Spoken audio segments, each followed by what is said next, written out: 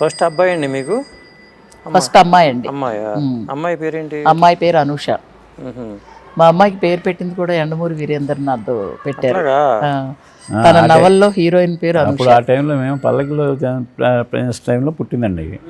ఆ మరణ మృదంగం సీరియల్ అప్పుడు ఆ టైంలో వచ్చేది. దాంట్లో హీరోయిన్ పేరు అనూష. అందుకని మా అమ్మాయికి ఆ పేరు పెట్టమని వీరేంద్రనాథ్ చెప్పాడు. తనే పెట్టి అప్పుడు ఆంధ్ర భూమిలోనూ అందులోనూ కూడా ఒక చిన్న కాలం కూడా ఫోటో పాప ఫోటో, నెలల పాప ఫోటో వేసి 3 months బేబీ ఫోటో వేసి నా నవల హీరోయిన్ ఫస్ట్ పాప పేరు పెట్టిన ఫస్ట్ పాప అని చెప్పి తను వేశారు. అప్పుడంటే ఆ రోజు అనూష పేరు అనేది చాలా పాపులర్. మరణ మృదంగంలో హీరోయిన్ పేరు అనూష. అందుకని ఆ పేరు పెట్టమని. కానీ కొంతమంది అనూష అంటే పెట్టకూడదు, చీకటి అని అంటారు కొంతమంది, ఎక్కువ మంది. అంటే నేను నా కాదంబరి కిరణ్ కూడా ఏతో స్టార్ట్ అవుద్ది లెటర్. అంటే నెంబర్ 1 కాబట్టి ఇది పెట్టమని అతను కూడా కిరణ్ కూడా సజెస్ట్ చేశారు, అనూష అని. అందుకని మరి అబ్బాయి పేరు ఏం పెట్టారు? శ్రీహర్ష. దాని వెనకాల ఏమైనా కథ ఉందా?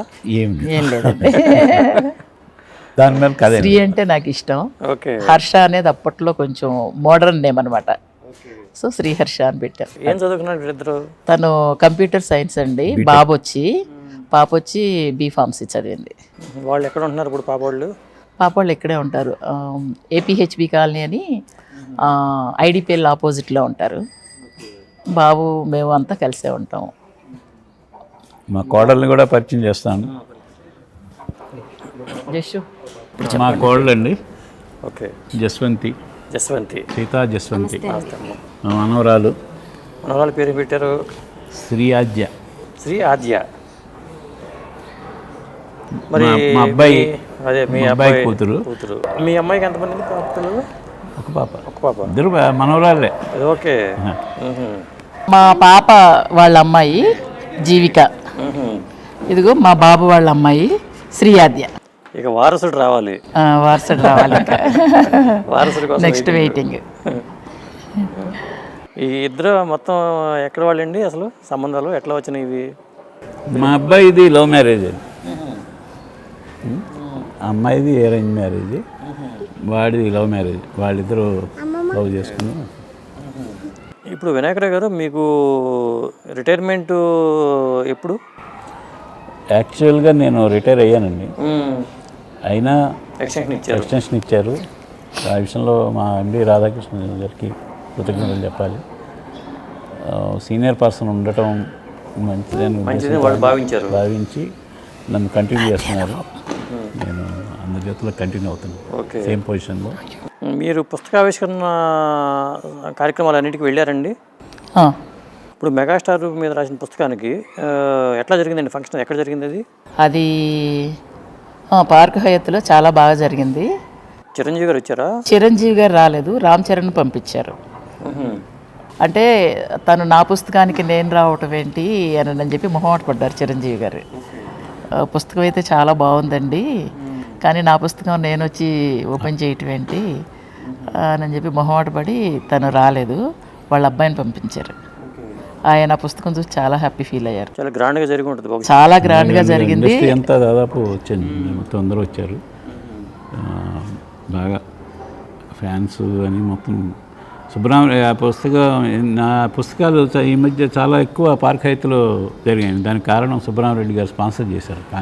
అక్కడ మనకి పార్క్ హైత్ అడిగిన వెంటనే దాసనాథ్ కానీ, కృష్ణ గారిది కానీ, చిరంజీవి గారిది కానీ, ఈ బుక్ అన్నిటికీ. మెగాస్టార్ ద లెజెండ్ అని పేరు పెట్టింది మీరే పెట్టారా, లేకపోతే ఎవరైనా సూచించారా?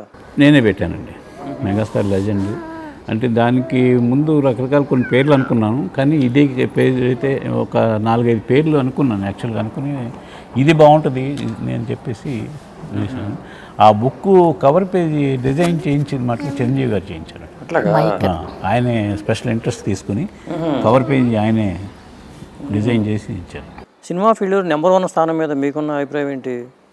మా ఫీల్డ్లో నెంబర్ 1 హీరో అంటారా? ఇప్పుడు NTR గారు నెంబర్ 1 స్థానంలో ఉన్నారు. ఆ తర్వాత ఆ స్థానాన్ని చిరంజీవి గారు ప్రస్తుతం ఇప్పటికీ నెంబర్ 1 హీరోనండి. ఆయన తర్వాత ఎవరైనా మిగతా ఇప్పుడు ఏ హీరో అయినా సరే, మహేష్ బాబు కానీ NTR ఎవరైనా సరే నెంబర్ 1 హీరో అంటే చిరంజీవి గారిని వాళ్ళు కూడా అంగీకరిస్తారు.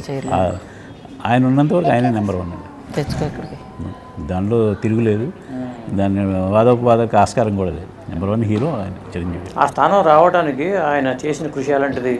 అందరికీ తెలిసిందండి, ఎందుకంటే ఏ సపోర్టు లేకుండా ఆయన వచ్చి తనంతటా స్వశక్తితో ఆయన పైకి ఎదిగాడు. డ్యాన్స్లో ఆ రోజు బిగినింగ్లో డ్యాన్సులు అంటే ఒక రకంగా ఉంది, డ్యాన్సులు ఫైట్లో ఒక రకమైన ఒక ఊపు తీసుకొచ్చి దానికి మంచి క్రేజ్ తెచ్చిన వ్యక్తి చిరంజీవి గారు. అలాగే ఆర్టిస్ట్గా కూడా అద్భుతమైన సినిమాలు చేశారు.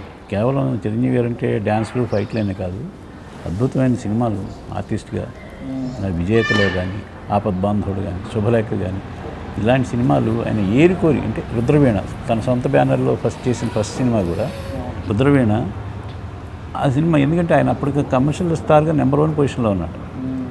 సొంత సినిమా పెట్టినప్పుడు ఇంకా డబ్బులు సంపాదించాలనే ఉద్దేశంతో కాకుండా ఒక మంచి సినిమాని అందించాలనే ఉద్దేశంతో నేను రుద్రవేణ సినిమా తీశాను.